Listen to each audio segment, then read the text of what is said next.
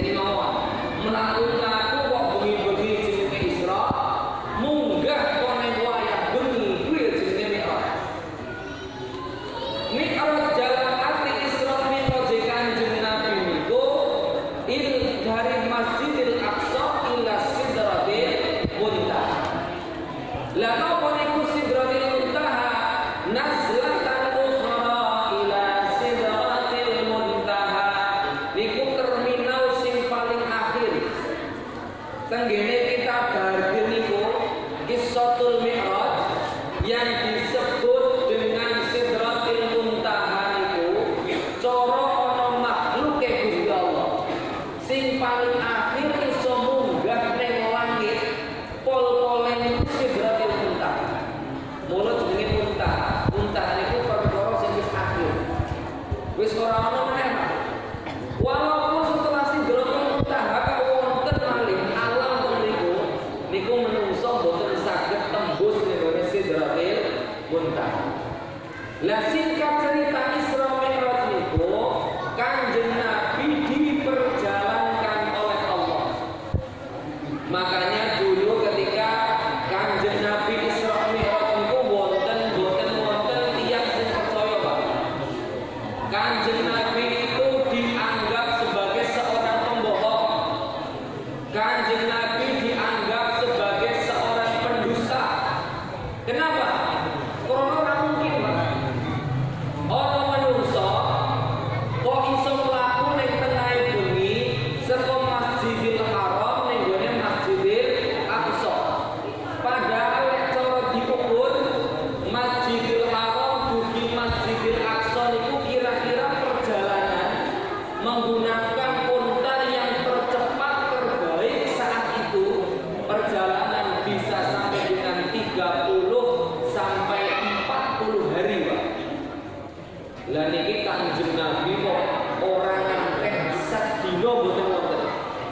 Mula makna lailan itu sebenarnya kan sebagian malam. Sebab kalau dengan bahasa Arab itu ada yang namanya al-isya. Isya itu ya waktu malam. Mula sholat isya itu dilakukan di waktu malam. Ketika matahari itu terbenam dikatakan sebagai waktul ghurub. Kalau di Indonesia, kalau bahasa Indonesia maghrib itu jenenge bengi, Pak. Tapi kalau dalam bahasa Arab ketika maghrib walaupun sudah gelap itu namanya waktul ghurub. Nanti ada lagi setelah ketika tidak ada satupun sinar matahari yang terlihat itu disebut dengan Aisyah atau Asya. Maknanya apa? Sudah mulai gelap. Waktu isya itu sudah mulai gelap. Lah kapan disebut lail? Lail itu kalau dalam bahasa Indonesia itu mulai pertengahan malam. Berarti Kanjeng Nabi itu lek cara Isra Mi'raj tenggene keterangan nopo tafsir itu mulai tengah malam, Pak. Lailan itu maknanya lail tengah malam. Tengah malamnya sampai kapan? Sampai nanti waktu sahur. Mula wonten waktu sahur iku benten malih. Ana mengko bare sahur waktu fajar. Gimana? Lek cara ning Indonesia, waktunya Indonesia mulai maghrib tekan subuh iki jenenge bengi. Dina wonten. Tapi lek bahasa Arab boten. Menggunakan kata-kata lailan minal Masjidil Haram. Maka maknanya adalah Kanjeng Nabi diperjalankan dari Masjidil Haram menuju Masjidil Aqsa ila Sidratil Muntaha hanya sebentar waktu malam saja. Kira-kira dini hari sampai dengan waktu sahur. Tepatnya pukul berapa ahli tafsir berbeda-beda. Tapi yang terpenting apa, Pak? Semua rukun Islam ketika Allah memerintahkan itu gak orang sing langsung diundang ning Gusti Allah. Cukup dengan Al-Qur'an, cukup dengan wahyu dari Allah. Misalkan perintah tentang puasa, cukup dengan ya ayyuhalladzina amanu kutiba alaikumus shiyam. Cukup dengan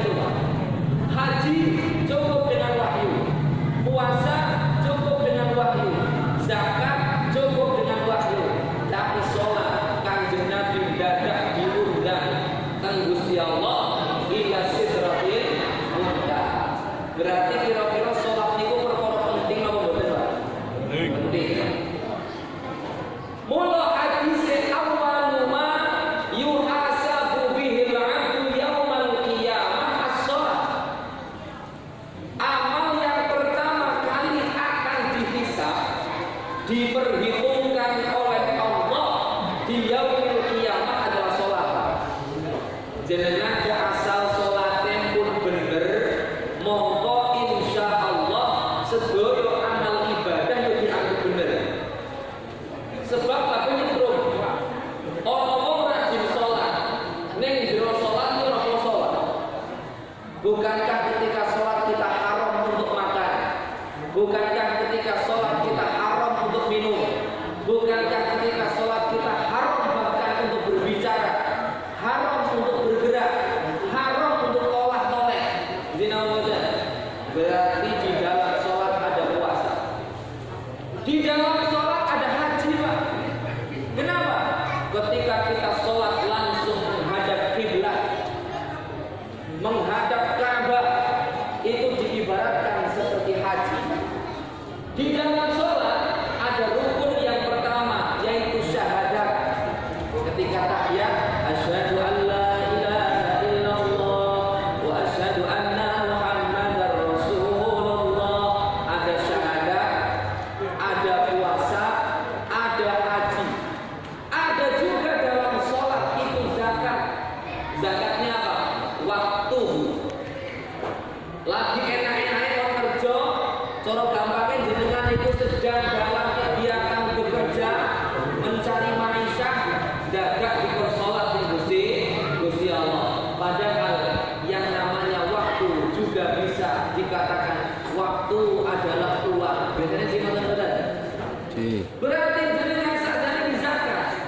Zakat waktu yang seharusnya bisa digunakan untuk bersenang-senang dengan sholat, bersenang-senang dengan Allah. Yang seharusnya bisa digunakan untuk mencari maisha, kita harus menghadap kepada Allah. Tuntutannya Allah tidak banyak. Satu hari hanya 5 waktu. Nyuwun sewu, jenengan kira-kira menawi sholat niku 1 rakaat pinten menit, Pak? Umumnya pinten menit, Pak? Sholat berapa menit? Pun nanti ukur apa dereng? Sholat berapa menit, Bu? Rata-rata orang sholat itu coro khusuk elek dhewean ya. Mboten lek imam tergantung imamnya. Lek jamaah tergantung imamnya. Jenengan jamaah kan ngene MAJT yo suwi. Soalnya macane halaman, kadang 2 halaman. Lek ten mriki imamnya macane napa, Pak? Dulu kuliah apa yo dulu selewat. Dulu kuliah. Berarti normal 2 menit, Pak. Maka jenengan hanya dituntut oleh Allah setiap hari sambung dengan Allah hanya kewajibannya 34 menit.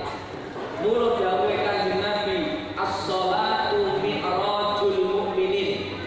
Cara Kanjeng Nabi mi'raj itu diundang ke Gusti Allah ila sidratil muntaha. Jenengan dengan cara sholat itu sudah dikatakan mi'raj. As-shalatu mi'rajul mu'minin. Sholat itu mi'rajnya kita dengan Allah, sambungnya diri kita dengan Allah.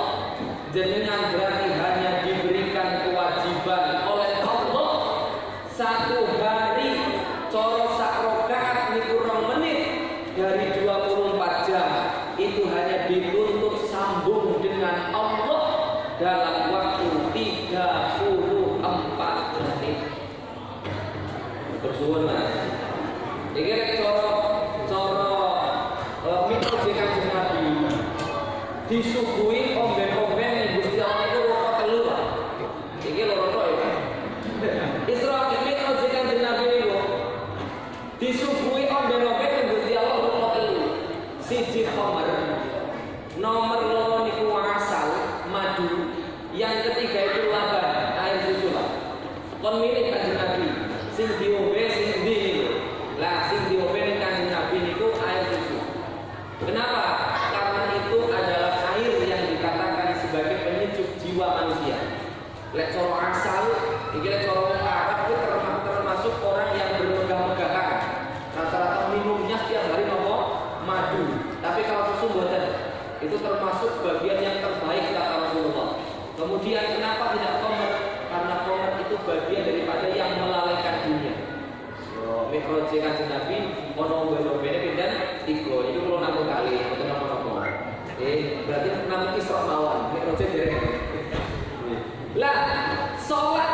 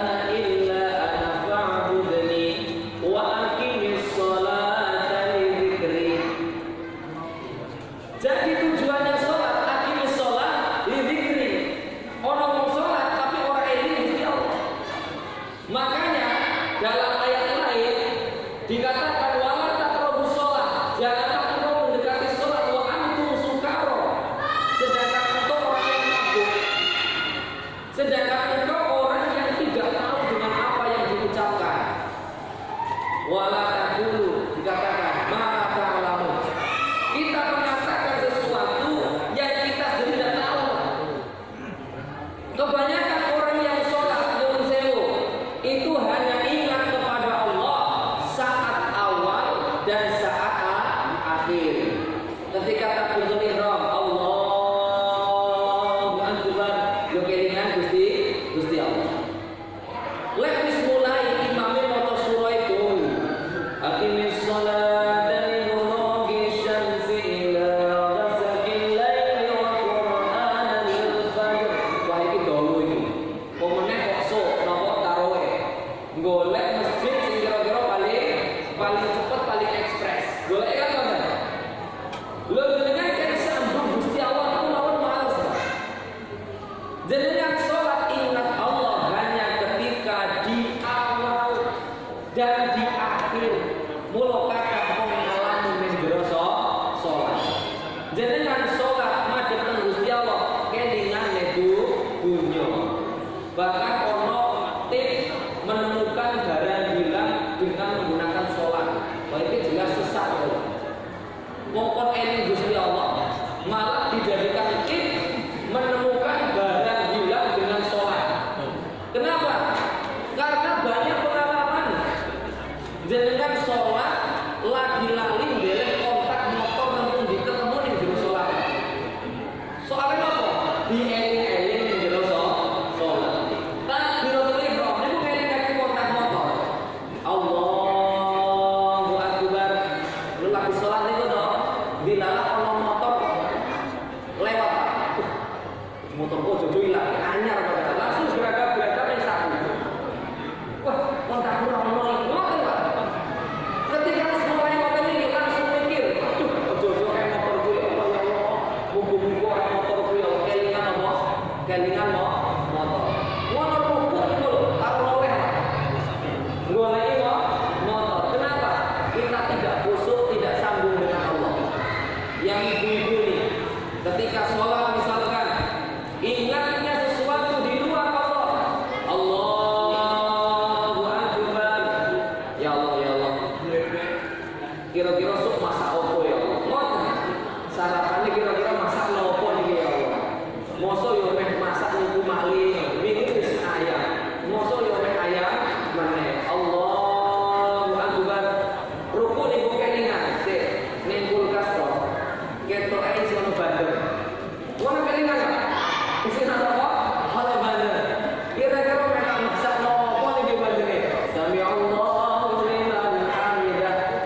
Iki tak masak, mending tak masak niku mawon. Sing pedes sebab bojoku seneng masak pedes. Tekan akhir niku kelingan masak nanti masake mati.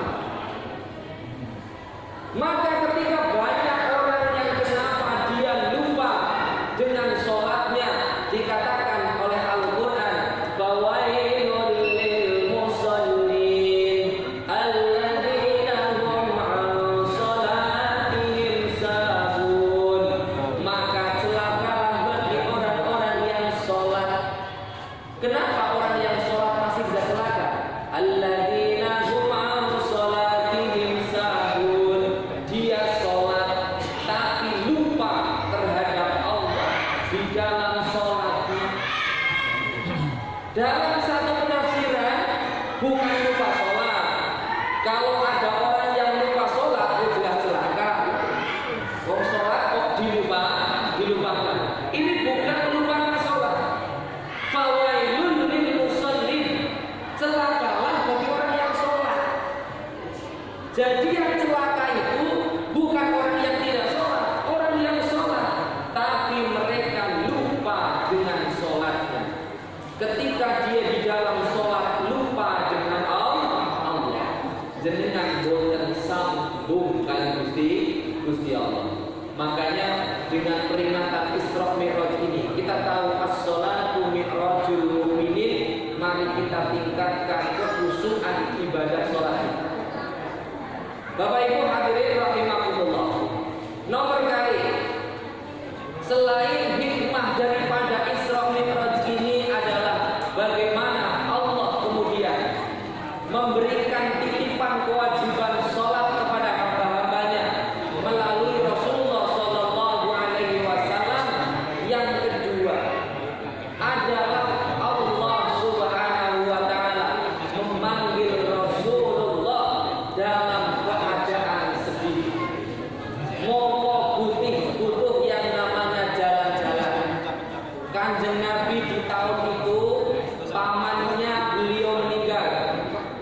kemudian istri tercintanya juga meninggal, yaitu Sayyidah Khadijah. Jadi Kanjeng Nabi itu orang istri yang paling dicintai itu adalah Sayyidah Khadijah. Mula Aisyah niku sering cemburu kali Khadijah, walaupun tidak sering bertemu dengan Sayyidah Khadijah. Kenapa? Karena Kanjeng Nabi sering menyebut Khadijah. Mula wonten napa syair-syair dan sholawat itu dikatakan Khadijah wa Khadijah al-kubra allati, itu Khadijah al-kubra, itu yang dikatakan paling dicintai oleh Rasulullah. Tapi Kanjeng Nabi nyuwun sewu, beliau adalah orang yang paling adil terhadap istri-istrinya. Kanjeng Nabi itu nate ngoten, pernah mendatangi istrinya, kemudian beliau mengatakan begini, kamu